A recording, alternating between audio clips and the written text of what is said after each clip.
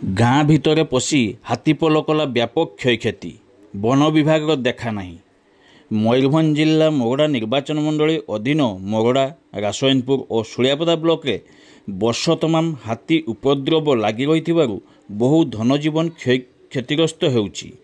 ତେବେ ଉକ୍ତ ନିର୍ବାଚନ ମଣ୍ଡଳୀ ଅଧୀନ ରାସୟନପୁର ରେଞ୍ଜ ଅଞ୍ଚଳରେ ହାତୀ ଆକ୍ରମଣରେ ଗତକାଲି ରାତିରେ ଜଣେ ଚାଷୀଙ୍କ ମୃତ୍ୟୁ ଘଟିଛି। ରାସୟନପୁର ରେଞ୍ଜରେ ଗତକାଲି ଗାଁ ମଦା ସଂରକ୍ଷିତ ଜଙ୍ଗଲରେ 32ଟି ହାତୀ ଥିବାବେଳେ 70ଟି ହାତୀ ଖୁଣ୍ଟାପାଳ ଅଞ୍ଚଳରେ ଥିଲେ।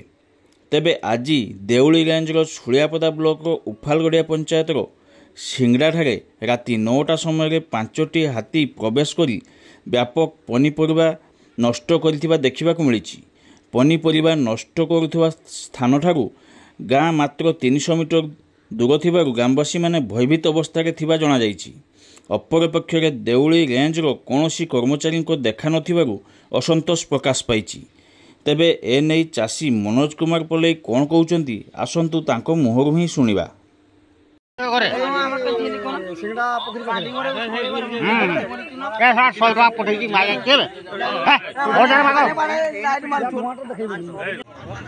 देखनी पूरा देखनी पूरा आम 5टा पूरा टोटाल 5टा 2 3 2 5टा टोटाल। हेलो छुआ आथर गोटे 3टा बड़गा 5टा एटा बड़टा एटा देखो बड़टा एटा बड़टा तेल टाकी पाखे छेड़ा का मो ना हूँ मनोज कुमार पले जे आपनकर जे हाथी जे आज क्षयक्षति करूचन जे आपनकर की अभियोग अछि? आज्ञा देखो आमर बोईतालु बाड़ी लगे देखु हाथी सब आमर सब क्षयक्षति कर तो आपण आम फरेस्ट सार कर देखु आमर हाथी सब खाई आमर